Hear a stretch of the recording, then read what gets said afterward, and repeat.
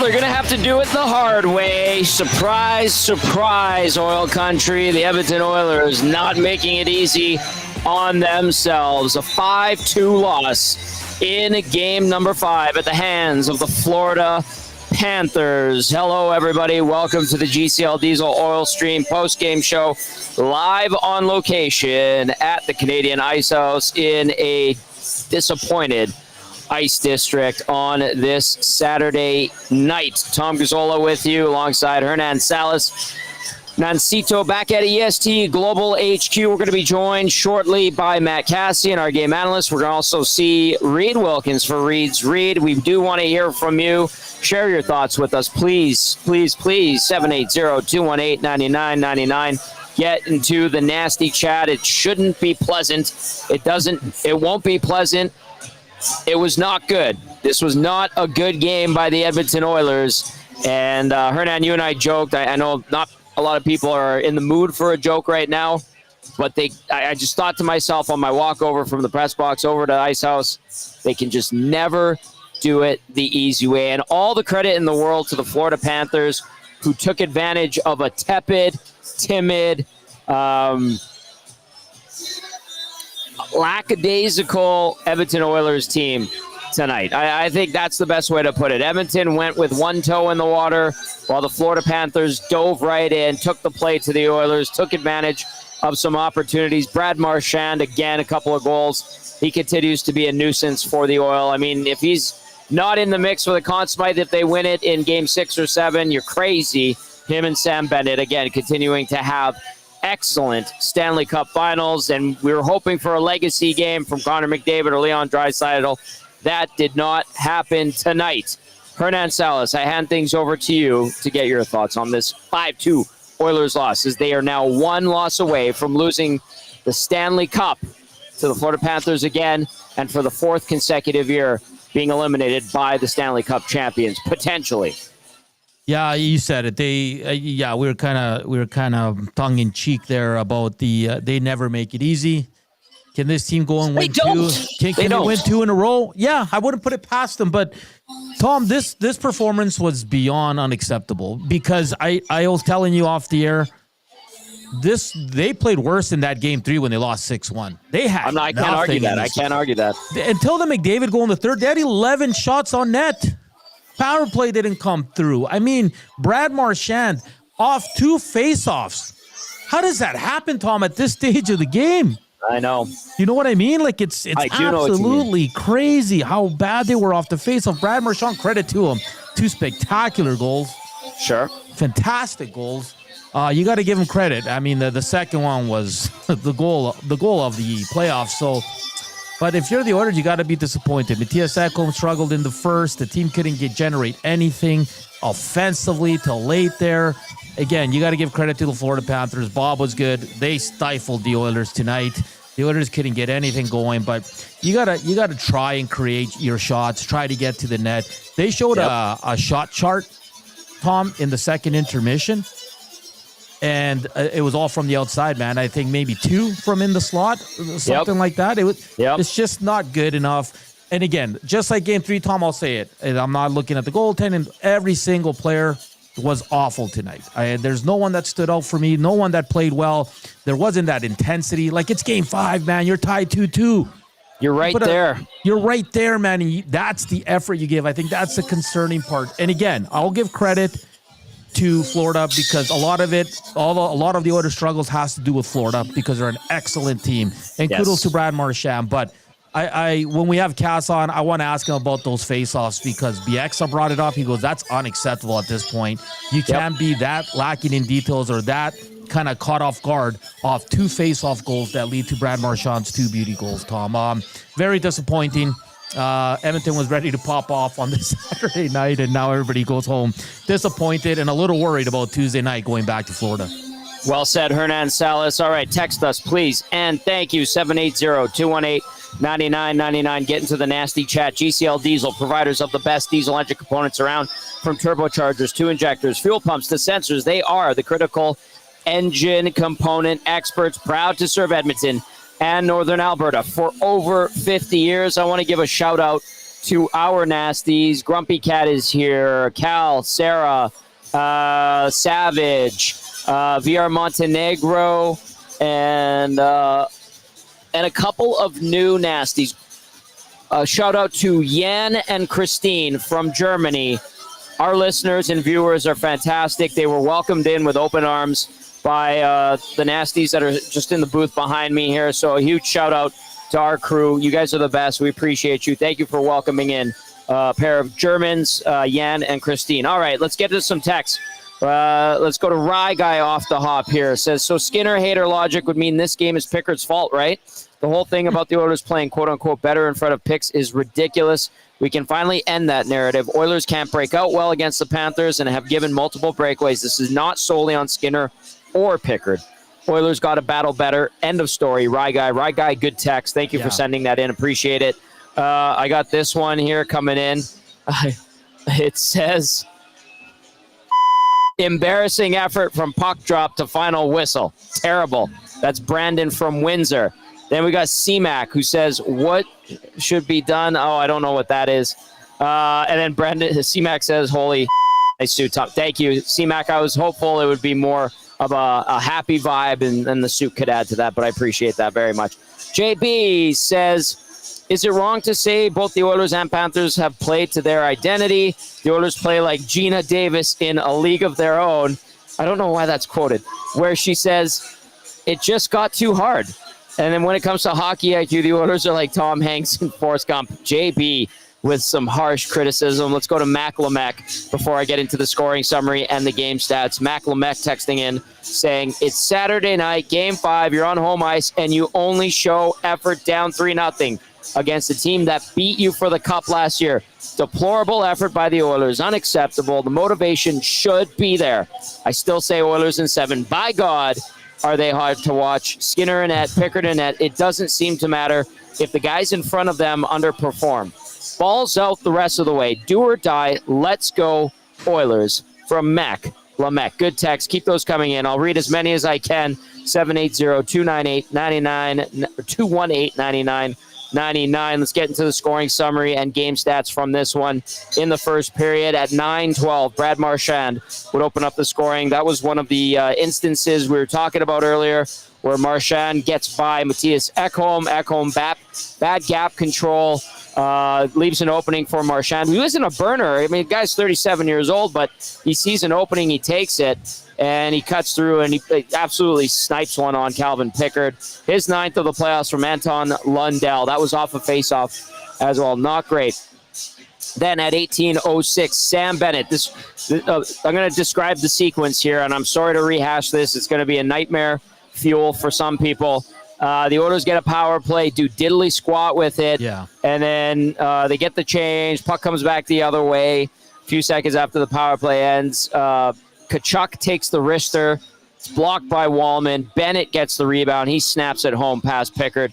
His 15th of the postseason. Tkachuk's 15th assist of the playoffs. 2-0 Florida at 18:06. You go, all right, somebody get up there and yell at these guys. Get Tony Brar to yell at them using that pump-up video they do before the game that gets the crowd all hyped up where Tony's, why are you yelling, Tony? Get in there in the locker room and yell at the guys. Somebody do something. Anybody. Yeah. Bueller. In the third period, Brad Marchand would add to the lead and extend it to 3-0 from Luos Dorinen. Good solo effort. He dangles around Jake Wallman and then tucks it home. I didn't love that goal, but one guy going balls to the wall and a couple of guys in orange and blue just falling against the wall. I don't know, sliding into the wall, however you want to describe it. 3-0 Florida at 5:12 of the third. The Oilers do get on the board, give you a little bit of hope, but you knew it was empty hope. Connor McDavid finally shows up when it comes to the goal column in this Stanley Cup final. His 7th of the playoffs, a really nice move on a nice feed from Evan Bouchard. Mattias Ekholm, the secondary assist to make it 3-1 at 7:24. That's as close as Edmonton would get because not long after that, less than a minute later, 46 seconds to be exact, Sam Reinhart off a really bad Corey Perry turnover that Barkov went and forced, finds Reinhart in the slot. He snipes it past Calvin Pickard to restore the 3-goal lead at 8:10. Then it would be Corey Perry to cut the lead again to 2. His 10th of the playoffs. in garbage time, I would say. Sammy, good to see you. From Draisaitl and Nurse, that's as close as it gets. 16:47 the time of that goal.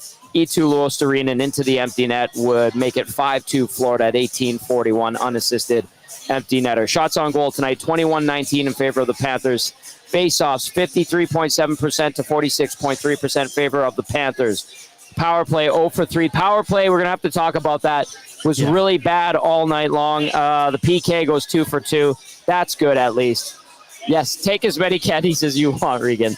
Hits, 31-25. Block shots, 17-16, both in favor of the Panthers. Giveaways, 15 for the Oilers, 14 for the Panthers. Officially 1 takeaway each. 5-2 is your final. Edmonton on the ropes in this Stanley Cup final. Down 3-2.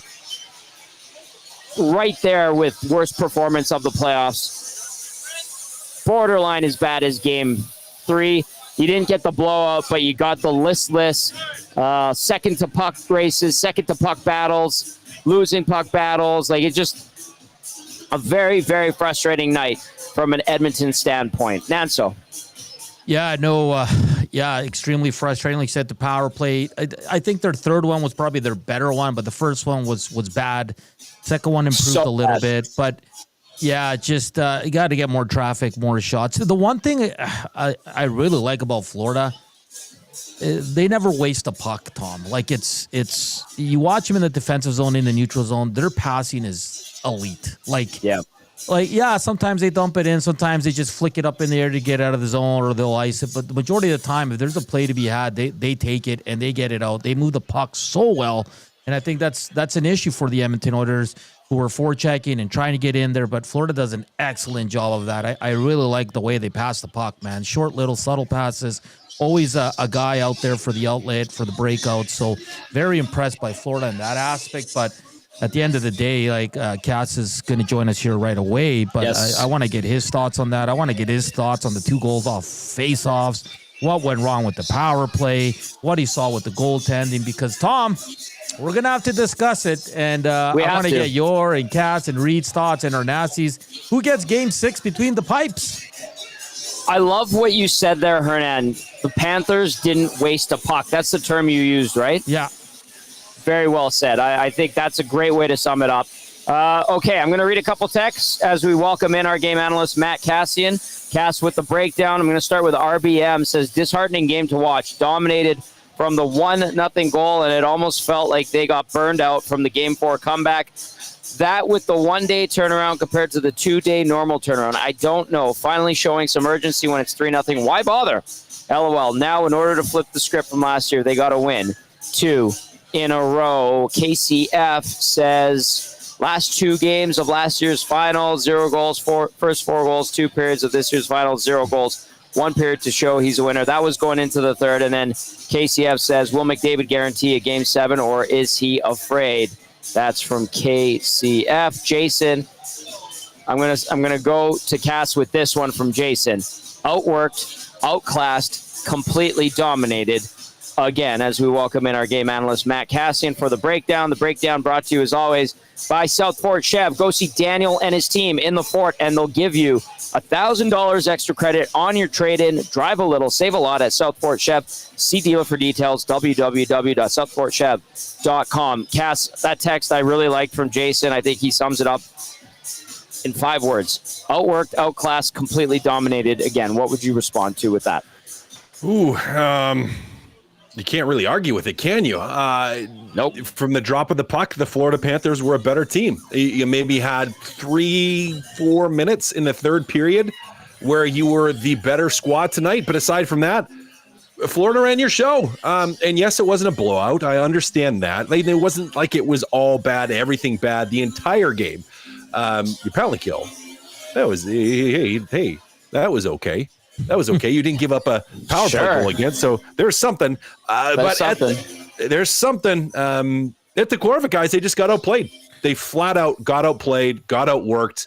They didn't win battles. They threw away pucks, and it just wasn't. It wasn't the game.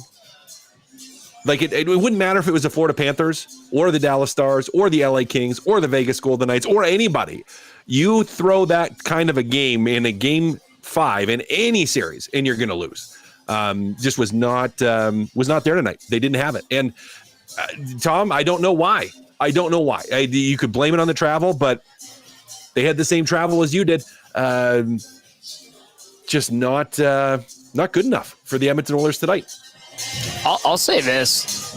I said it off the top. Like, they're going to have to do it the hard way, and Cass, that seems to be the only way when it comes to this Oilers MO. Like, they can never seize it. You know what I mean? And all the credit in the world, I say that with all the credit in the world to the Florida Panthers for taking that game. I mean, the Oilers allowed Florida to take that game. I said the Oilers dipped their toe in the water. Florida dove right in and swam like beautiful dolphins while the Oilers tried to doggy paddle in the deep end and were sinking. Like, that's what it felt like to me, for a lack of a better use of a term. It just seemed like the Oilers were not ready. Florida was ready. Florida pounced on opportunities, dictated the play. Edmonton just kind of sat back and waited. I'll even add this. In the offensive zone, Edmonton passed up shooting lanes again. Why are they passing up shooting lanes? Shoot the damn puck. Get rebounds. And even though and I think Hernan was talking about it earlier, like there was a heat chart or a heat map of their shots. They're from the outside. But I swear the Oilers, what did they have for shots? They got outshot 9-3 in the first. Shots were 13-11 after 2. I mean, you could have had volume and you could have banged and crashed and maybe gotten something crazy that's shovel a puck into the net if you put pucks towards the net. But they decided to wait on the outside, make the extra pass. Guys, I don't know how many times they actually even sustained a cycle in the offensive zone. That part's concerning to me. Cass. Well, 3 shots in the opening frame. Yeah. Of a game 5, pivotal game 5 at home. I mean, that kind of says enough. And I know you only give up 8. It's not like you gave up 30, and you only give up 5 in the second period. Now, some of those were pretty good chances against. Yes. That being said, you didn't get scored on in the third. In the second. The third, you only give up 6 total shots, but most of them go in the back of the net. Listen, you cannot win a hockey game only shooting from the perimeter. At some point, you have to put the puck to the net. Refusal to do that again tonight. I mean, same thing. It's hard to explain why. Like, I don't know why. I mean, is it just looking for the pretty play? It shouldn't be.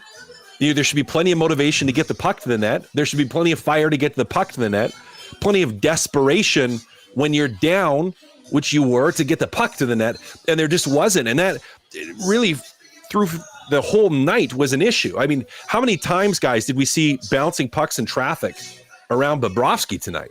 Again, like maybe not for enough. 2 or 3 minute chunk of the third, but outside of that, it just wasn't there. Like, it just wasn't there. And that's, I mean, of course it's incredibly concerning. You're now a game away from losing the Stanley Cup final to the Florida Panthers, and you don't have the fire. Like, if you get beaten, it's like battle overtime in this one. Then you go, okay, you know what? Maybe a bounce, maybe 2 bounces, whatever, one little mistake. But this one wasn't just like one mistake that did you in. It was a whole lot of mistakes and a whole lot of passivity. Maybe that's a good way to put it. Passiveness. You make a good point, because it's not like Florida was out shooting them by a large margin. It was pretty close. But again, the Oilers didn't get their 12th shot on net until 6 minutes into the third period. That's just not good enough. Florida took advantage of their opportunities. But Cass, I wanted to ask you this. Just the 2 goals off the faceoffs. Like, at this point in the season where you're at, that stuff can happen. And listen, all the credit to Brad Marchand. He's a brilliant player. He's smart. He's a wily old vet. He made 2 excellent moves on Pickard, but that can't happen. What did you see? No, it can't happen. Well, I think I saw the same thing that everyone else saw, is that Mattias Ekholm cheats up on the draw. So he's sitting up pretty closer than most defensemen. And I didn't watch it again. So I would have had to have watched Mattias Ekholm at center draws at other times, but he's cheating up. He's cheating up. So he's nudging up to the bottom of the circle, hoping for a win. And his first steps back are to the outside of the rink. Yes. And if they go straight back, like if he backs up straight, Marshand ends up running right into him. Perry as well, Podkolzin on the other side, not Perry. Perry's on the right wing. But Colson as well, you got to find a way to get a piece of a guy. Like, because technically that puck, as it's bumped back there, I mean, that puck should be something that you're engaged with, or you see where the puck is, and you have to get a piece of the guy. You have to get a piece of him, slow him down a little bit, not pick him totally. Don't want to take a penalty, but you have to take a piece of the guy. Ultimately, Ekholm on that one, though, gets caught to the outside. That first step is out instead of back. And then he kind of takes a swing at the puck, and that's a gamble in that situation. It's a gamble. And that's, face-offs. Face-offs are a really good barometer for how engaged a team is. They are, like, positionally where everyone is, defensively, positionally where everyone is, the awareness, the battle level, because, it's a 50-50 battle, every single puck drop. So, they can be a really good proxy for how your team is doing. And, I mean, that's just an example of where mentally the Edmonton Oilers were. And that's the face-off goals, not being prepared on them, you get scored on twice because of it. All right, I'm going to read a couple texts. We're going to go inside the Oilers locker room right away here. We do have some post-game audio ready to go. Coach Mike says, look, we all know this is going 7, 2 days off to regroup, win game 6, bring it back here, bring in Klingberg, bring back Arvidsson, scratch either Arvidsson or, I think he means bring back Kapanen, scratch either Arvidsson or Skinner, have to do it the hard way. Oil in 7 also says, need one more week of NHL hockey. That's from Coach Mike. Stan Texan says, doesn't matter what goalie they use. They got outworked, out-hustled. Oilers look slow in every aspect, 2 steps behind on puck battles. That's a good point, Stan. Sailor texting in. Sailor says, Oilers won 3 in a row last year. It's only 2 this time. Got to have faith, Nasties. They always play their best with their lives on the line. It's awful for our health, but if anyone can, it's the Oilers. Beyond frustrated with the way they have played in games 3 to 5, Florida has dominated 80% of that time span. But games 6 and 7 are the ones that mean the most now. We're watching Connor and Leon's legacy unfold right in front of us. That's from Sailor. Shout out to Woodsy from Icehouse. Great guy. All right, let's go inside the Oilers locker room. Let's hear from Mattias Ekholm following the Oilers' 5-2 defeat in Game 5. Playing from behind again in the first period, just trying you guys how to switch. How do you do it? Yeah, I couldn't agree more. I think we've come out flat now, most of the series, so that's something. I think it's a mindset. I think we just got to make sure we get pucks in. Try to put pressure on them. They're obviously a good team for a reason, and they've come out and shown that early in the games, and we gotta find a way to be better than that in the start. What did you see on the second goal, the Marshand one, the face-off at center ice? Kind of half won it, and he came through with a lot of speed, and I was trying to just get the puck, and he got it by me, so that's pretty much what I saw. Matias, do you think that finding your guys' game early seems to be a bit of a struggle here? Are you sensing nerves with the group? Is it just kind of pausing in the moment a little bit? Like, what do you think's happening early on to the group mentally? Well, if I knew, I would obviously address it, but they're a good team over there. We're a good team. We got to just make sure we bear down early on in games. It hasn't happened for us, and obviously we need to go down Florida and win a game, and we got to try to flip that and just make sure we. It's those simple cliches. You got to make sure you get pucks deep and put some pressure on them, and obviously we haven't been able to do too much of that early on, and that's on us. We got to be better at that. With desperation, I mean, is it? How do you find it manufactured in a tie game or a 0-0 game? It seems when you guys are behind, you find it. What is it? Is it being physical? Is it? Again, if I knew, I'd obviously address it, and then we'll be better. But I'm sure we'll look at some things and learn from it. And I mean, at this time, it's more about looking forward, and I'm not too big on looking in the rearview mirror. We just got to look forward. We got to go down to Florida and win a game, and whether that's hitting more or that's playing a simpler game, we'll have to look at that and address it. Is it frustrating that your best is good enough to beat them, but you just can't get to Darnell Nurse in the room now as well. Well, that's the challenge with this team on the other side, right? That's why they're good. So they're trying to do everything they can in their power to obviously deter us from playing our game, and that seemed to be the team that comes out winning in these games is the one that gets to their game the quickest and the longest. So that's kind of the battle.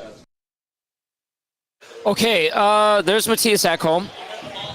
An interesting question was asked, and I think it was Shoggy that asked it, and I understand what he meant by this. He used the term, like, do you have to manufacture desperation? And like, that's valid because there was no desperation tonight. There was a lack of desperation in Game 3. They finally had desperation in Game 4 in the second and third period, obviously in overtime.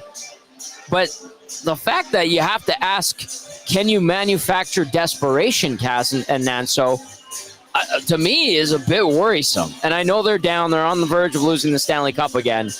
But Shoggy's right. Like, why are you at a point where you have to manufacture desperation? Well, you shouldn't have to. In theory. I think, right? Like, isn't it just sacrifice whatever you have to, do whatever you have to? Like, you're not saving this for next season right now. So, yeah, it's a telling question. And, of course, he's not going to have an answer. And no one in that room would have an answer. Whether it's Mattias Ekholm or McDavid or anybody, they're not going to have an answer for that. But it's a valid question, a valid thought. It's like, why wasn't it there? Why wasn't it there? And then, again, gets there kind of in the third period for a couple minutes. And then, Florida finds a way to score again and it's over. But that desperation is just not there. I mean, it's passive. And I wonder if some of it comes from just they feel like they're always in games, which they are, because when they flip that switch flips hard. Like they can battle back and score 3 goals in a period and all of a sudden be in a hockey game. But I wonder if the expectation has almost created a little bit of like a passivity in the early games where it's like, oh, it doesn't matter how it goes. Like, we're always in this. And I just wonder if that's part of the problem. But Cass, it's fascinating because, I mean, you see that crowd. I mean, you saw the national media, the local media saying, like, it's the loudest it's ever been. Like, this is out. Like, I just don't know how you can not listen. I know it's human nature sometimes. I don't know, but I don't know how you come out that flat. I mean, they had a good first couple of shifts. Connor Brown had that good, opportunity kind of just down the right side there, and Bob was able to snatch that up with the glove. But I just, that's a great question by Ryan Rishaug, but I just don't get how you can be so flat at home in Game 5 of the Stanley Cup Finals with that crowd. It blows my mind.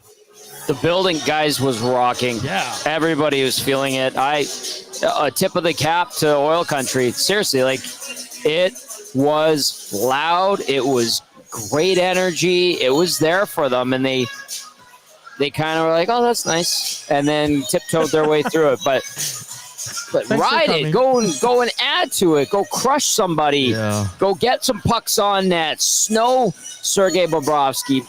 It didn't happen. They just kind of, I'll chip it in, and I'll back off after I chip it in, and somebody else will go get it. Tommy, the chip-ins are an issue with that, though. Like, carry the puck into the zone for once. Yeah. The chip-ins are an issue, and the chips out are an issue, and if we want to talk about, it just popped in my mind when you said that. As soon as I said the chip-ins, but they were little dinky chip-ins. Seriously. Yeah, and as soon as you said that, I'm like, okay, here's something that I'm going to get mad about and fired up about. Both defensively and offensively, like, how many times did we see Florida have to make those little chips? Not very many. No, because they were busting their asses. Right. They're carrying it to zone. But how frequently did we see Florida have close puck support, forwards and defense, to where they had little outs, little plays? Like, how many passes over 15 feet did we see Florida make tonight? All night. Like, none. Everything was in close and in support, and everything. Yep. Edmonton's like all or nothing. Yep. I'm just going to fire this out there and hope something happens and try to stretch past every pass, and it just doesn't work. And that to me is incredibly frustrating. And the chips in, like, yes, soft chips work if you have really good support, but they haven't had really good support. And occasionally, dump it and try to go hit someone and run someone over, but it wasn't dumping it to good areas and actually putting yourself in a position where you could hit someone and run someone over. It was just kind of, here you go, give them the puck, and then it was right back down your throat. And I think the clearest example of that to me was there's the one shift, and I think it ends up being Stetcher and Nurse, that gets stuck out there in the second period for like minute 45 to 2 minutes. And it was 3 or 4 times in that shift where it wasn't even like, hey, we're just going to ice it because we're tired.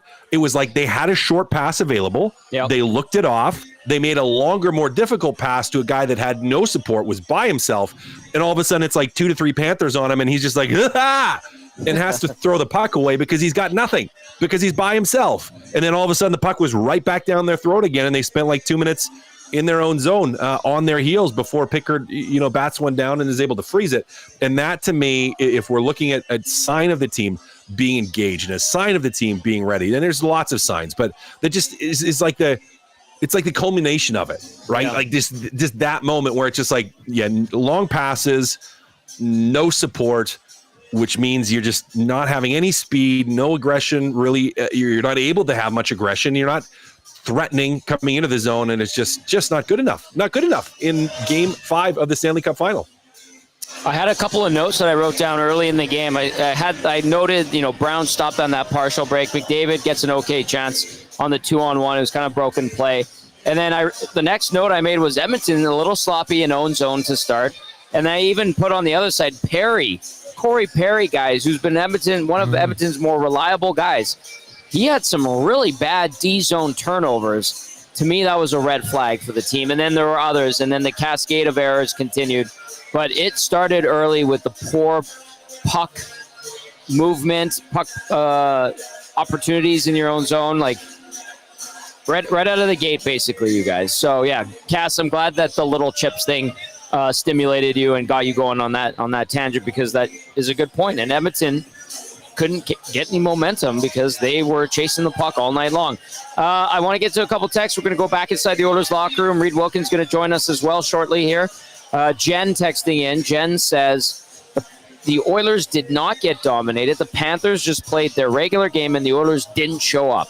I'm so frustrated with all of it. Why can't it just be easy for once? Just don't make the playoffs if this is how the team is going to play in the Cup Final. Frustration station over here. Hang in there, Jen. Grumpy Cat says, this is all Owanek and Bell Boom Boom's fault, wanting a Game 7. They just can't enjoy the ride. Hey, Grumpy Cat, thank you for coming out. Thank you for welcoming in our new EST Nasties from Germany, Jan and Christine. Shanked One says, guys, once in a while, why don't the Oilers skate the puck up the middle out of their zone and pull the Panthers off the boards? Also, in the first period, an Oiler had a chance to lay a good lick on Marshand and did a flyby. Why do they not hit, basically, at all? That's from the Shanked One. Do you want to answer that one, Cass, maybe? Do you have anything on that? No. Let's just keep reading them. All right. I'll read one more, and then we're going to go inside the locker room, and then Reed's going to hop on with us. Timber Woodsman says, we did just watch a game in mid-November. That was garbage. And then why did this game feel like a mid-November game? Yes, I see you, Timber Woodsman. Then says Oilers look like Game 6 of a long road trip. Panthers fresh and ready to play. Both teams had the same travel. Yeah, good point, though. Florida had the jump. Edmonton did not. All right, let's go inside the Oilers locker room. Let's hear from Ryan Nugent-Hopkins. Well, for you, it seems like you had a lot of energy for the first few minutes. What happened after? Well, obviously they got one and then found a way to get a second one, which obviously chasing the game over and over against a team like this it's very difficult, obviously. It was tight checking game all the way through, and they took advantage of some opportunities, and at the end of the day we didn't, and that ends up being the difference. It's a recipe, but it's not always working coming back. Well, yeah, obviously it's not the way you draw it up. It's not the way you want to have to play every night, but we're never gonna quit on each other, and we're always gonna try our hardest to get back in the game. But sometimes it's harder than other nights. But we're gonna go into Florida with a job to do and do everything we can to do it. What was your sense of the power play tonight? What could have been different, I guess, to break through? We had some looks for sure, but maybe find a way to generate some second, third looks quickly. kind of pull them out of their formation a little bit more. But I thought we had some looks, and we'll stay confident, stay positive, and take a look, obviously, see if we can correct anything. What made it hard for forwards to get to the net? Most of the shot at the even straight came from the defenseman. Yeah, well, I mean, I think that's. I mean, we've been doing it all series. You gotta put more pucks there, forwards and D, and then play off of it and find ways to get those pucks back. And then re-attack as quick as you can. And tonight we were stuck on the outside a little bit too much, but we'll find ways to get back there. You guys haven't made it easy on yourselves at times during this last. You have 8 comeback wins. Does that kind of give you maybe some solace or some motivation or whatnot that you can get this done? Yeah, I mean, we know that we can get it done. It's just a matter of going out there and finding a way to do it. It's obviously going to be our hardest challenge yet. So we'll look forward to it. We'll take it obviously tonight, tomorrow to reset and go from there. But no, I mean, we have confidence in ourselves that we can get the job done. But it's a lot easier said than done. You got to go do it. So we'll look forward to that. It's a cliche that you got to be ready to play, but first periods have really been your Achilles heel. They're outscoring 11-4. They've scored 2 in every game in game 1. So not only you're not scoring a ton, you're giving up lots.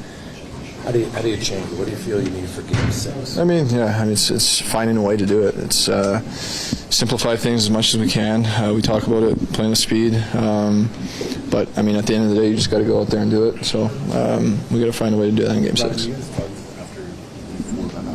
found your game because you had urgency. Yeah. Coming back. Did you feel like you had urgency tonight? Or were they taking it away? I mean, there's times in the game where we definitely did.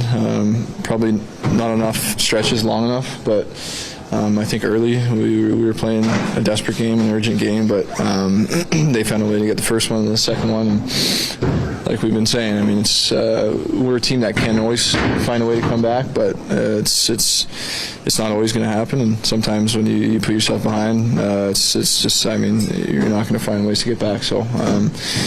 I mean, like Jason's saying, like we got to figure out our first period here, and we'll look to correct that in game 6. Sorry, was the situation being down? Hopkins speaking to the media following Edmonton's 5-2 loss. Here they are again. Yeah, he talked about not being able to sustain pressure, a lot of it. And here they are chasing games and now on the cusp of being eliminated. Reed Wilkins stopping by. We'll get to Reed in a little bit. Matt Cassian back at his satellite studios. Hernan Salas at EST Global HQ. We are at the Canadian Ice House, a sad ice house. Cass, did you glean anything from Nugent-Hopkins there? I mean, it's kind of the same thing as Ekholm in some ways, where there's not real answers. They don't have real answers, and I wish there would have been a little bit of a deeper dig in on that. Well, why have they been better in the first period? And yes, his answer to, well, comment and question was, why did you have the intensity? And then they scored, and then Ryan Nugent-Hopkins kind of was like, well, we had that intensity, we had that desperation, and then they scored one, then they got another, and then after that. And I was like, well, shouldn't that have made you more desperate? You were desperate at the start of the game, you get scored on. Shouldn't you have been more desperate? You get scored that second one, shouldn't you have been even more desperate at that point?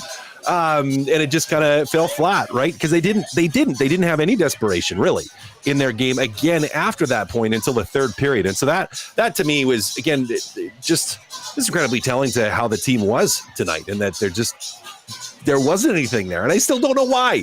It's game 5, the Stanley Cup final at home, the rocking building. You should have had some intensity. You should have had some continuation of that desperation, but you just didn't, and it wasn't good enough, and that's why you lost.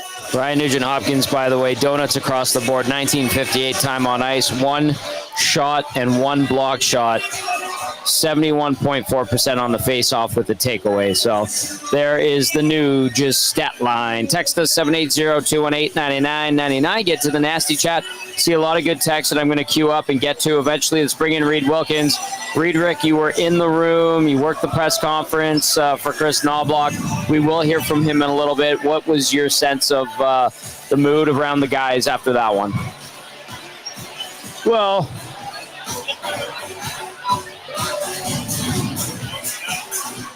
They don't really have an explanation for why they stink in the first period. I mean, it's 7-0 the last 3 first periods. I believe the Panthers are up to 11 first period goals in the series. But I mean, like Darnell Snurf said at one point, he's like, if I thought guys were in here not focusing on starting the game well, maybe I'd have an answer, but that's not the case. I mean, they still seem like, I think oddly enough, they're still confident. But because, I mean, you can't sit here and give up if you're actually the people in the fight. And they have been down in series before and either made it a series or won series. But clearly Florida has taken control. I mean, 7 of the last 9 regulation time periods, they have been vastly better. And I just thought they stifled the Oilers tonight. And the crux of what I'll say tonight, and I know I'll be around for a while for some more detailed stuff, I think the crux of what we're seeing is that the Florida Panthers are a better team in terms of knowing what each other are going to do all the time and being organized and going to do it. And we've seen this. When there's one forechecker, there's another forechecker. When there's a guy back checking, everybody is positioned well. When they chip the puck into an open area, it's a form of passing for them because they know when to go. They go fast. There's no hesitation. They're completely organized. They're completely in sync most of the time. I mean, they have looked bad at some points in this series, and they're I don't know what they were doing in the first 5 minutes because their D split far apart and gave up chances. But they don't have a lot of moments like that. They are just tonight sharper, hungrier, more focused. Easily the better team. Cass, can you change anything if you're the Oilers at this point with 1, maybe 2 games left in the season? Well, of course you can, because there's only 1 or 2 games left in the season, and you still have McDavid, you still have Draisaitl, and you still have the capacity to be a better team. When Edmonton is at their best, they are still a better team. They are when they're at their best, but they have to be at their best, and they haven't been. They have to play desperate, and they haven't been. They have to support the puck, and they haven't been. And if I was going to sum up, and I appreciate what Reed said so much because it's true, Florida has been a better team in terms of how they're playing. And so much of that has to do with that puck support, supporting the puck. You talk about chipping with a purpose. And when you're chipping it and dumping it, you're dumping it with a purpose because you know where guys are going to be. And Edmonton just hasn't found that. Their chips and dumps and area plays have been hope and pray and not with a purpose. And that support to me just hasn't been there. But can Edmonton figure it out and turn around? Of course they can. Of course they can. They have the capacity to. We've seen that switch flip. They've done it before. They still might do it. But it's going to be very challenging. And it has to be nonstop, right? Like this switch has to go at puck drop in game 6, and it cannot stop until the series is over. And hopefully you're the ones raising the cup. Like it just can't. They can do it. It's going to be a tall order against a Florida team that is playing dialed in, but the potential is there. But it's just potential until they actually step out and maybe have a full first period, maybe a full second period too, and maybe a full third period while we're at it, and have a full 60 minutes in the Stanley Cup final, which we have not seen from the Edmonton Oilers in this series. Are they just a bunch of sick puppies that live for torture and torment and doing that? Are they sick puppies, Cass? They might be. And maybe they're just doing it to themselves, like, so it's even more sick and twisted, right? It's not just the fans and us, it's to themselves they're doing it. Just some kind of creepy crazies over there. Yeah, exactly. All right, Cass, give us a look ahead to game 6 where the Oilers are in this situation yet again, down 3-2, this time going to Florida rather than coming home. Yeah. Hey, it's on the line. Like, Skinner probably goes back in net. Not that I don't think Pickard was horrible tonight. He wasn't great, but he wasn't horrible tonight. Wasn't his fault. We'll not say it's Pickard's fault tonight. Skinner probably goes back in. And at the end of the day, I think heading into this, game 6, win or go home, cry. The biggest boys got to be the biggest boys. Yeah. I know McDavid scores tonight, and we talked about it before, but Brad Marchand was better than Connor McDavid tonight. Yes. Brad Marchand was better than Leon Draisaitl tonight. Yes. Sam Reinhart was better than Connor McDavid tonight. Sam Reinhart was better than Leon Draisaitl tonight. You could make an argument the same thing for Matthew Tkachuk, although maybe a little less visible than those other two. Game 6, McDavid and Draisaitl have to be the guys. They have to be the guys. So, again, fully possible that they do it. It's a tall order. Florida is going to push, and they're going to push early. Like that first 5 to 10 minutes, if you are not ready to go and you're the Edmonton Oilers, you are going to be down 2, 3, 4 goals. Like they are going to push the Florida Panthers well. So for Edmonton, it's finding a way to counterpunch and throw punches of your own in that push. And if they don't, then that's all she wrote. And if they do, then there's a chance. Do you have anything to respond to that, or do you think that was well said? Well said. Very well said. Very well said. All right, Mrs. Draisaitl stopping by. Cass, excellent work. Enjoy your Sunday. We will talk to you on Tuesday. All right, brother? Sounds good, fellows. Look forward to it. Enjoy the nasty chat the rest of the evening. Oh, baby. There you go. There's Matt Cassian, our game analyst, with the breakdown brought to you by Southport Chev. Tom Gazzola, Reed Wilkins here at the Canadian Ice House. Good stuff there from Cass. Hernan Salas back at EST Global HQ. I'm going to rattle off a couple more questions or texts. You can send questions in 780-218-9999. Get to the nasty chat as well. We're going to get into Reed's read after we go back into the locker room. Tango texting in says, I believe the difference tonight is the Oilers tried not to lose and the Panthers played to win. I believe that the Oilers will be better next game and still have confidence the Oilers find a way. Sarah sending in some great photos with the Germans and the Nasties. We'll have to share that on our social media. Shanzi texting in says, I'm so frustrated by the face-off management. Either Draisaitl is brutal at faceoffs or something's going on. It's been happening all season, but it's blatant this evening. It's super annoying. Seriously, Draisaitl wins a faceoff and they whistle it down literally every time, or they wave him out of the faceoff circle. If I were the Oilers, I would not have Draisaitl take any faceoffs at all. Like, off already. Anyway, glad I got that off my chest. Oilers in 7. LG. Shanzi straight up didn't want it tonight. He says the Oilers didn't want it tonight. All right, let's go back inside the media center. Let's hear from Oilers head coach Kris Knoblauch. We have that right now, so put yourselves in a hole quite a bit these playoffs and have to win 8 in a row, or sorry, eight comeback wins. Does that give you kind of the solace that you think you have to overcome that and win the series? Yeah, no, it's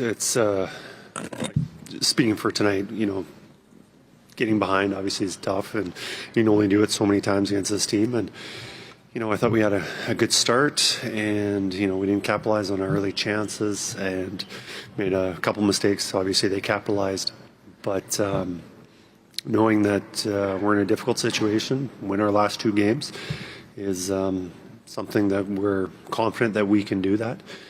We've been through difficult situations before, and here's just another one that we'll overcome. Left side, front row. Kris, how do you rate the play of Pickard tonight, and who starts in net in Game 6? I'm not going to make that decision right now after a tough loss like tonight. From what I saw, I think Picks didn't have much chance on those goals, and breakaways, shots through screens, slot shots. There's nothing saying that it was a poor performance. So, that's what I see from it now. Right side, third row. I don't know if you'd agree, Kris, but to the eye, it seemed like they were getting the jump on a lot of pucks and such in the first portion of that game. Did you see it that way? And what do you think accounts for, a group that wasn't at its high-end game in a really big moment in the early going here? We trailed later in the period. I'm not sure when they scored their first goal, but I thought we got off to a great start. We won a face-off and led to a goal against. So it's tough tonight. Like 2 of the goals against, we won the draws and they go down and score immediately. And that's tough. Rather than being on the attack, having the puck, getting in on the forecheck, at least should happen. And what it turns out is we're picking the puck out of our net. So, I thought the first 10 minutes, I thought it was a pretty good start. Second half of the period, not so much. But, yeah, that's my feelings right now. Left side, second row. Kris, when you mentioned those 2 goals, so what did you see off of them? Because you're right, it's kind of rare to win the draw, and then seconds later, the puck's in your net. Yeah, they just won the race to the puck, and whether we're not in a very good position to defend after that, but those pucks laying behind, we should be able to pick up. And even if they do pick them up, we should still be in a pretty good position to defend and not give up to something that's too dangerous. We'll take a few more. Right side, front row. Yeah, Kris, you even though you didn't have a bad first 10 minutes, in the first periods in this series, you're being outscored 11-4. You've given up 2 goals in each of those first periods. Is that a little head scratching to you? Why this team hasn't come out with a little more zip? Well, a lot of it's the being outscored. Big majority of that is from special teams.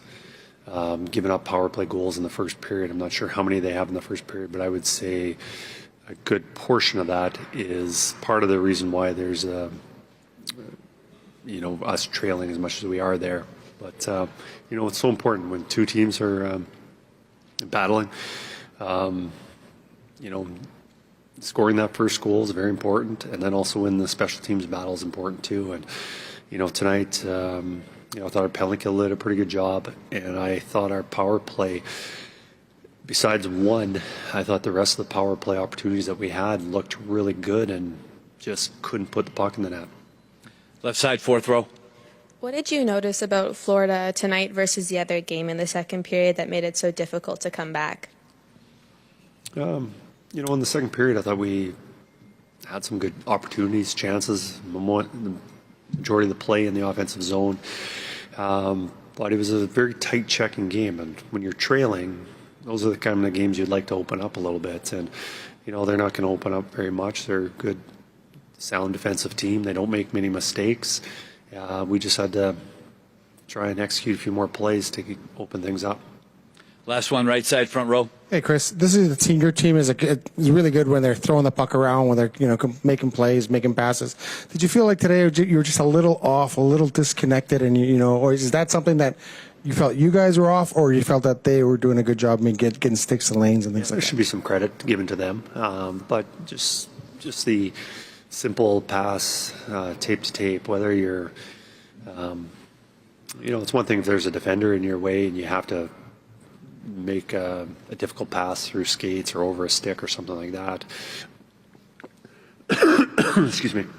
But I think probably a little bit of both. Okay, that's Kris Knoblauch, and we're going to get into Reed's Read here, brought to you by Edmonton Garrison Memorial Golf Club and Curling Club. Fallen golfers, Edmonton Garrison Memorial Golf Club is open to the public, and memberships are still available. Join the ranks today. Experience top-tier golf with a proud military tradition. For more info, visit egmgolf.com to list. He made a comment there saying that Riedrich, that he thought he liked the look of the power play. No good looks on the power play. I disagree with him there.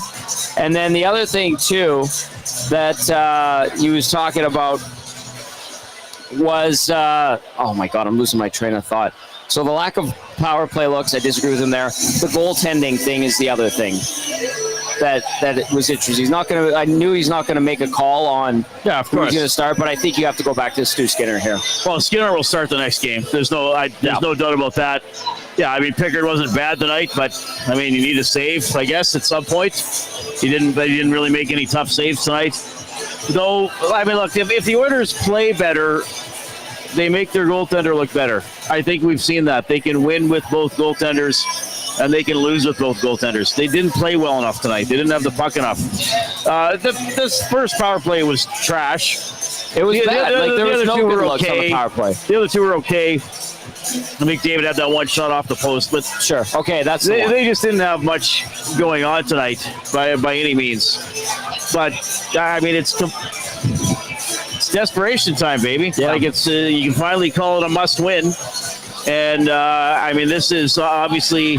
I mean, everybody, there's a reason I don't flip out on November 15th when many of you are, okay?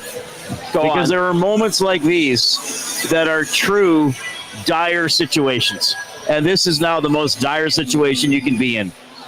Your season ends if you lose your next game. So, I mean, this is a dose of harsh reality here. Yes. Wilkie's going to have trouble talking to you off the ledge tonight because this was a crap ball performance by the Oilers against a very good team that they cannot overcome. They are not figuring it out, like I always say. If anything, Florida's gotten better throughout the series. They have. And has widened the gap between the two clubs. And the Oilers are playing catch-up the entire time. So, basically, for the Oilers to win Game 6, Skinner will have to be outstanding. The Oilers will have to finally show some sort of energy in the first period. And maybe you hope Florida doesn't play as well as they have been. I mean, that's not going to happen. Edmonton's going to have to match Florida's intensity in Game 6 because Florida's going to come out. You would think. I mean, they shouldn't have any nerves. Yeah. This is going to be their 5th chance to win the Stanley Cup in the last 2 years, and they only went 1-3 with a chance to do it last year. So they've been through the failing to put it away portion of their existence, probably. Pickard, 14 saves on 18 shots tonight, by the way. And listen, Florida had some really good looks and sniped on him. So I just want to get that out of the way. Did you want to add something? Well, look, like you're getting dominated by Brad Marchand. Like you're making Brad Marchand look like 1991 Mario Lemieux on these rushes. That part is a bit much. Wake up! I mean, this was a. I hate to say it, this was a tentative, timid performance by the Oilers tonight. Very much given the stakes. And yes, Florida is doing things to make them look bad, just like Edmonton did things to make Dallas look bad or not as good as they actually are. I mean, that's the nature of competition. But you're like Brad Marchand is going in 1-on-3 and scoring? Come on. Hit him in the nose. They haven't been able to. It was just it was a lame performance by the Oilers, especially given the circumstances. I mean, you're playing uphill the entire game. 3 shots in the first period. Didn't get a shot on goal. 9-3. Didn't get outshot. Didn't get a shot on goal for the last 11 minutes and 10 seconds of the first period. I mean, come on. 780-218-9999. Tom and Reed live at the Ice House. Hernan back at EST Global HQ. Let's go to Ken. Ken texting in says, remember in the previous series, the Oilers were praised for their ability to adapt and play whatever game the opponent was throwing at them. Why the can't they make the same adjustments for Florida? Yes, their MO are stretch passes leading to odd man rushes, but when Florida continues to defend against this, can't they learn to dump and chase? They're supposed to be faster than Florida, right? Florida's fast. Florida blankets Edmonton. Florida in lanes, taking away things, and then the Oilers on top of that. Like I mentioned to Cass before you hopped on, I mentioned like soft chips from the Oilers when they were putting pucks in, and then Cass went on this huge tangent about how they were basically giveaways and nothing plays, and they went to nobody. Yep. And so yeah, like. So Florida's on, Florida's on them in every area of the ice. Always. Pressure, so that's why. So when Edmonton's doing something, they can't really do it with a plan. They're doing it to get rid of the puck. Yes. As opposed to make a plan, play with the puck. So Florida's very, very good. I don't know if the Oilers can figure them out. I mean, Florida's playing outstanding, and Edmonton, never really. Well, again, 7 of the last 9 periods. Yeah, Edmonton jumped on in the second period of game 4, and the third period. They probably outplayed Florida in that period, but Florida got the 6-on-5 goal. Dare I ask, guys? Hernan, jump in on this too if you want to. Dare I ask that the Oilers basically from here on out, 1 game, 2 games, however many they get, have to just hang on and then wait for or get a couple of special moments from their big dogs. Is that the key to success? You asking me or Hernan? Both of you guys. Well, they got to not fall behind, especially by multiple goals. I mean, they got to make Florida sweat in the first period a little bit. But that would mean pedal to the metal, you get the foot on the throttle. Well, or finish a chat. Like Connor Brown had a partial breakaway 30 seconds into the game. Yeah. McDavid had a 2-on-1. 2-on-1, 2.5 minutes into the game. And another opportunity where he threw the puck into the crease and they couldn't jam it in. So maybe you finish something early and make Florida play from behind. But that's a big if. That is a big if, because the way it's going, Florida takes the lead. Florida hangs on unless they cough it up like they did in the second and third period last game. That's why I say, is it going to just take, just hang in there, hold the fort, hope you don't go down, and then wait for McDavid and Draisaitl to have this signature game? Because that still hasn't happened, really. You've had some signature moments with the overtime winners from Draisaitl, but no, McDavid owning a game, Draisaitl owning a game. I don't think they can against this team. I think they defend too well, so you just have to hope there are some signature moments. Quite frankly, guys, if they win Game 6, the player who's going to need a signature game is Stuart Skinner. Hernan, what do you think? Yeah, I mean,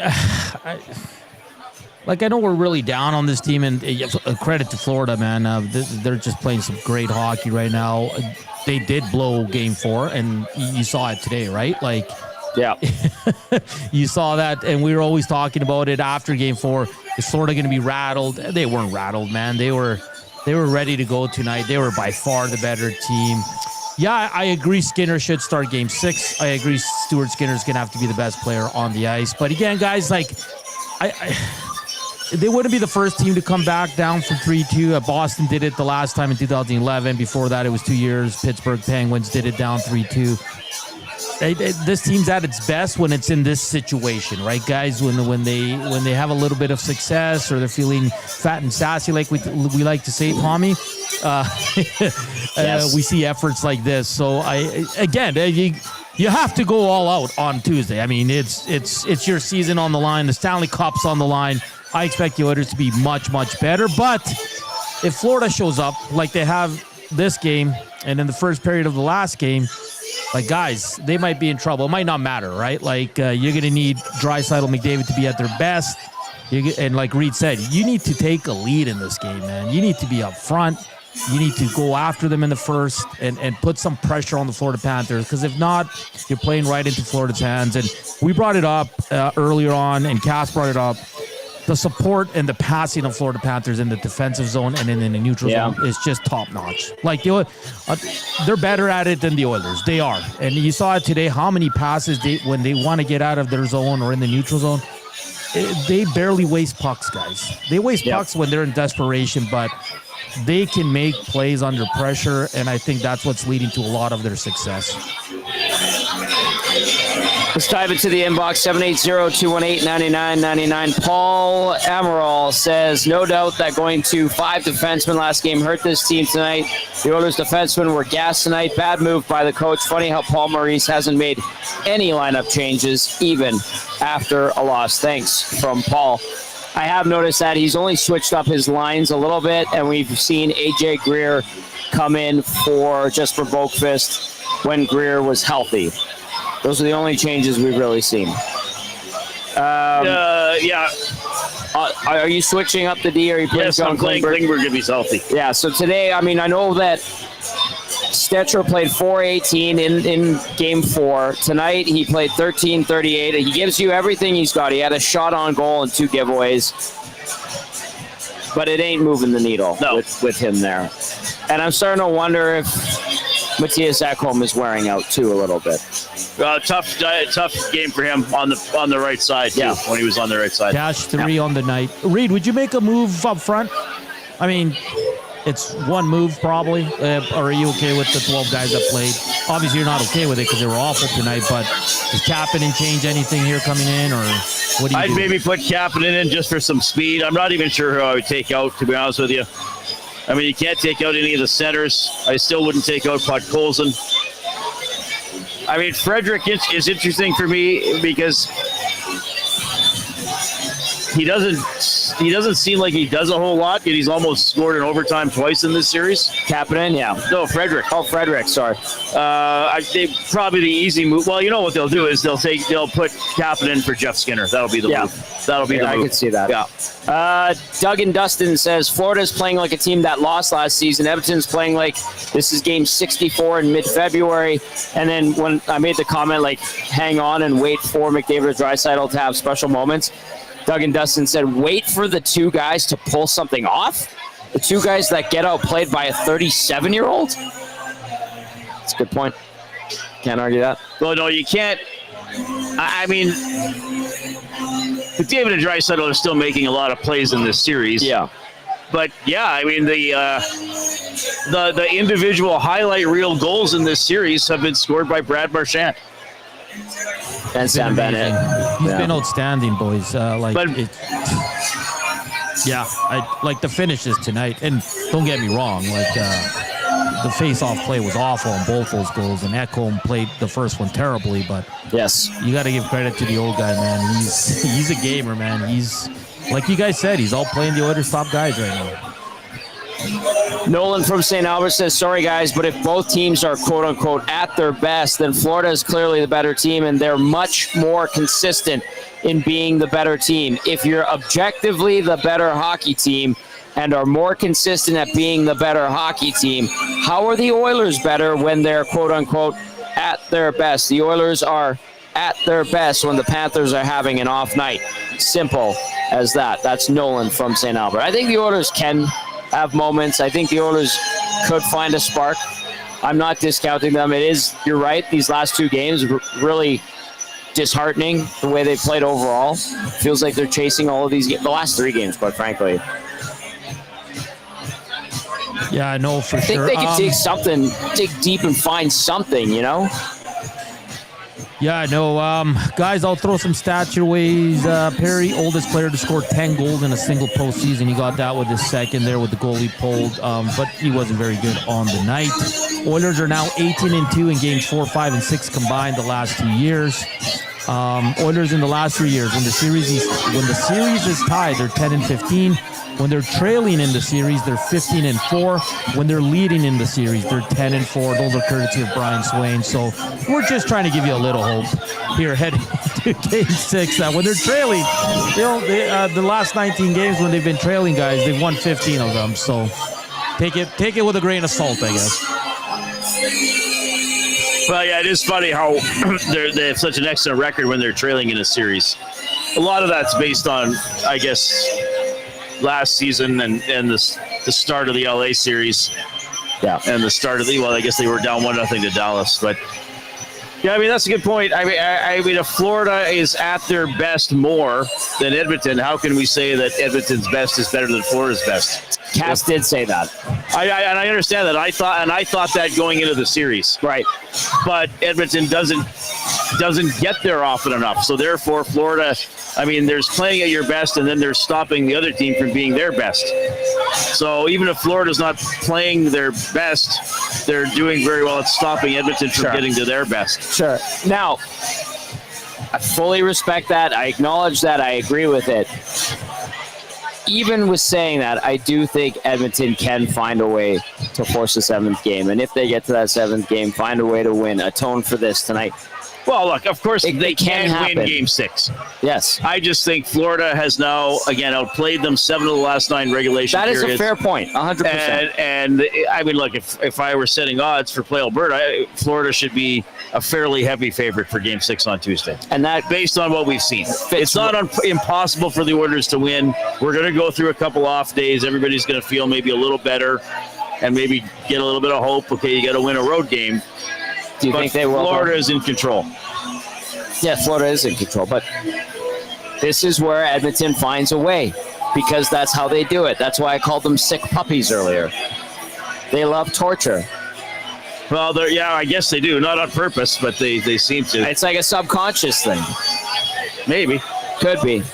This is Reed's Reed, brought to you by Edmonton Garrison Memorial Golf and Curling Club. Rick, give us a look ahead to Tuesday's Game 6 where the Oilers could be done. Well, I guess they did it. First of all, they did a better job not taking penalties today.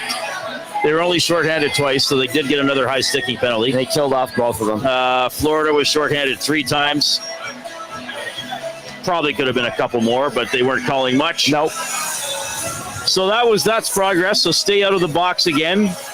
And then just stick, each of the last 2 games, the Oilers, the first time through the rotation, the first 3 or 4 minutes, they've been fine. And then it's as if, we started well. Well, no, you didn't. One good shift is not a good start. No, that threw me off. So they got to stick with it. I mean, they got to check a little better. And then you just got to work and hope for a bounce. I mean, Florida's going to be hungry to win the cup in front of their own fans again. What's going on?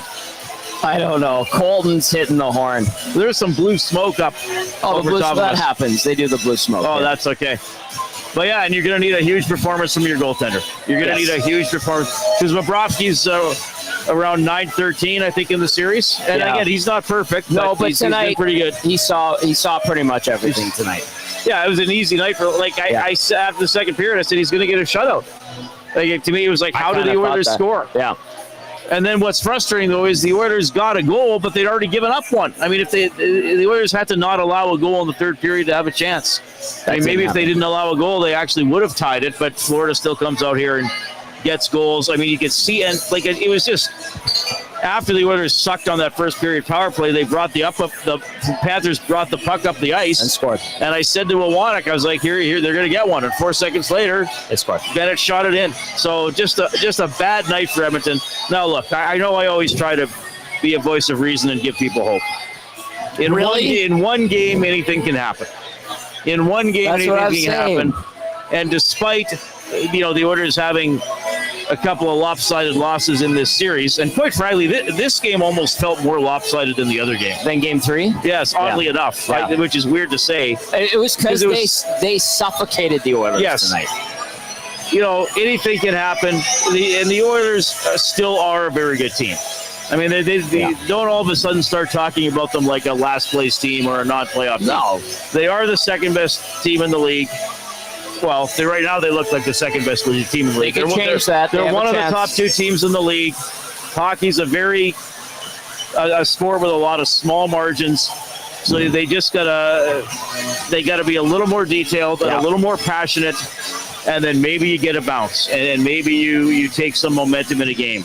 So I do think they should be underdogs in Game 6, but hey, the Oilers are capable of winning. They just got to. I mean, they cleaned up the penalties tonight. Then they got to clean up the first period, and just clean up the detail effort, the detail level a little bit.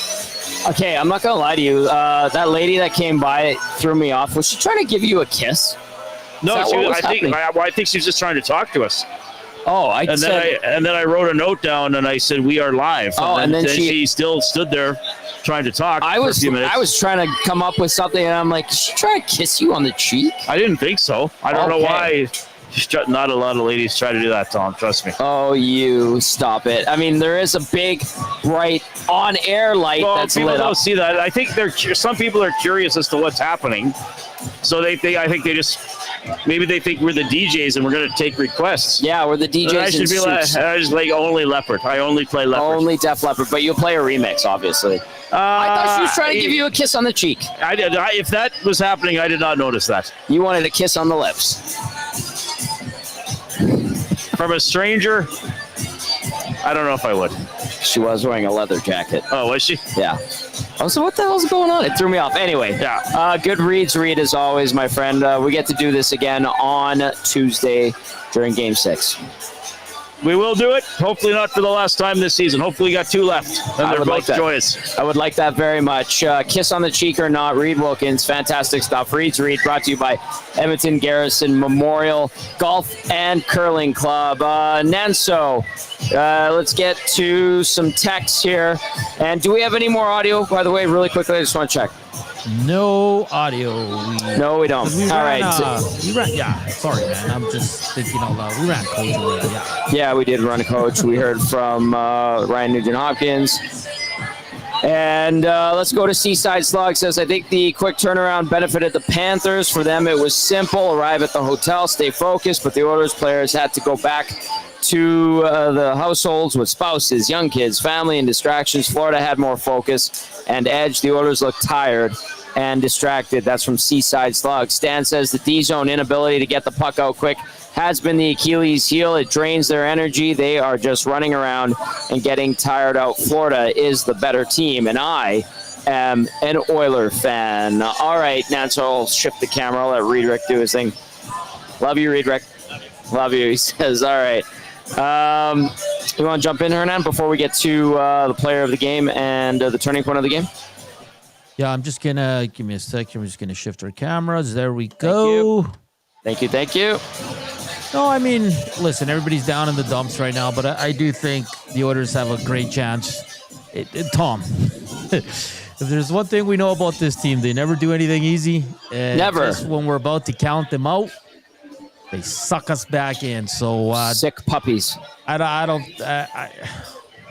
not giving up hope. I think Tuesday's going to be another hell of a game, and the Oilers can't be any worse than they were tonight. So they're going to come out. They're playing for their playoff lives, Stanley Cup lives right now. They're gonna have their best. They are. In 2 days, travel, all that. I think the Oilers will be fine come Tuesday. I'm kind of with Belzy, who took a lot of heat today on the Nasty Chat, blaming him for what happened tonight. But yeah, I feel this is gonna go 7. And I'm saying it on Saturday night, right after the loss. I don't see Florida winning that game on Tuesday. Ooh, I like that. Good determination there from Nanso.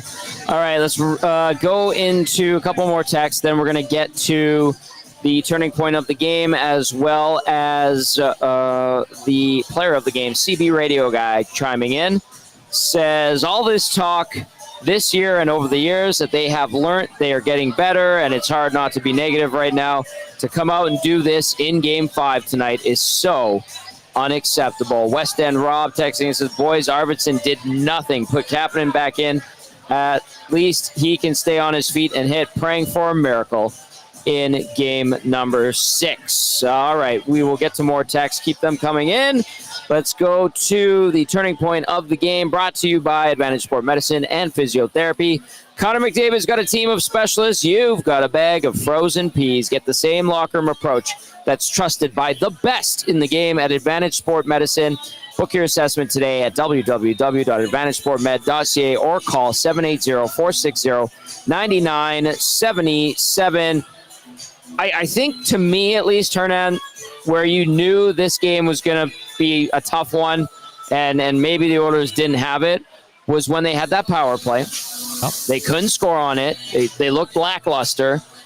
And then the Panthers come back. Sam Bennett, after the Tkachuk shot is blocked by Jake Wallman, Bennett just rips it home on Calvin Pickard to make it 2-0 at 18:06. It just that's when you, to me at least, it seemed like you knew the Oilers didn't have the jam necessary for the night. You know, it was a lackadaisical block. It was a bad power play. They kind of just allowed Florida to come into the zone. Wallman goes down on one knee, blocks the Tkachuk shot, and then Bennett just goes in and mops it up with the shot past Pickard. To me, that was the turning point because it was an indicator while I was watching in the building that they didn't have the jam tonight. Oh, that's a good one, yeah, because like you said, that PP unit, man, the first one was just awful. Awful. And, yeah, nothing going. No one was moving. They lost every battle, Tom. They did. They really did. Like the 4 guys for the races Florida and Panthers, battles were terrible. Yeah, they were awesome on the night. So, no, that's a perfect one for me. That is your Advantage Sport Medicine turning point of the game. Book your assessment today, www.advantagesportmed.ca or call 780-460-9977. Let's read a couple texts, then we'll get to the player of the game. Matt Hyman says, you guys are still looking fresh. Long day for Tommy and the crew. Thank you, Matt Hyman. Yes, that's why we do this. We love doing it. It's fun talking to hockey, talking football, sports. Long days, but fun days, Matt Hyman. So appreciate that. Appreciate you tuning into Hello Hockey earlier as well. Let's go to Jill. Says, guys, this feels so similar to being 2-0 down to LA that we can't overcome them, and LA is just locked in. Have some faith. Come on. We'll see if they can. And I understand why some would not have faith. and why some are dismayed and down and out about it, but they have an opportunity on Tuesday to play a better game, take the game away from Florida. That's on them to make it happen. But Reed makes a good point. What did he say? Like 7 of the last 9 periods have been owned by the Panthers. All right, let's go into the Damon Bunting Real Estate Player of the Game. Damon Bunting, consistent top-producing realtor in the greater Edmonton area for over 17 years. He's community-driven and understands what it takes to make a difference in our city. Check him out, DamonBunting.com, or visit his Instagram at Damon Bunting Real Estate. Hernan, Salas, take it away. Yeah, pretty easy one. I got to go with the vet, Brad Marchand. Two goals that were just outstanding. Yeah. Poor play off the faceoff by the Oilers. We broke it down. +3 on the night. Only 13:55 time on ice, but when you're leading, you can roll all your lines. 5 shots on net. But Brad Marchand keeps adding to his Hall of Fame career, Tommy, because he is one hell of a player. Every team would love to have him. But when your team is going up against him, you absolutely despise him. But you despise him because he's been excellent. So Brad Marchand gets the Damon Bunting Player of the Game for the agency. The agency with Damon Bunting. All right, we're going to wind it down with a few more texts you can get at us, 780-218-9999. Nasty chat. From what I've seen, you guys have been pretty good. Always appreciated. And once again, big thank you to everybody who came out. I saw Grumpy Cat. He's still kicking around. And a few others hanging out. Tube Socks was here as well. Tube Socks, thanks for coming down. Says, my takeaway from the game, home ice is only an advantage if you take advantage of it. Thank you for the wisdom, Tube Socks. This one says, did the Oil even have 10 even strength shots tonight? Let me take a look. They might not have, to be honest with you. Hernan, do you have it in front of you? I'm looking up on the event summary here. Shots on goal, even strength, 17 for Edmonton. Yeah. There you go. 2 goals on 17 shots.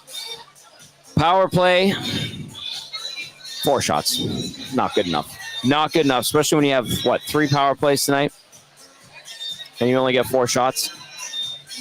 Disappointing, indeed. Let's go to Reno. Reno texts in, says, Oilers look dazed and confused. They could not answer, being pressured in their own zone, totally being out-coached by Maurice. C-Mac says, Runner texting in, says, Florida plays Phil Jackson hockey, always a triangle and short passes. Yeah, layers, lots of layers to the Panthers. These guys know their system and they execute it very, very well. The Reverend asking, do you guys think Frederick is injured? He has been disappointing. I thought he would do more physically. I think there might be some lingering issues with that high ankle sprain. Hernan, I don't know. I said it tonight, too, in the press box. It's almost like this series finally was a little bit too fast for Trent Frederick. And maybe some of it has to do with the sore ankle. Maybe some of it doesn't. This series, I think, got too fast for John Klingberg. The pace of play is incredible.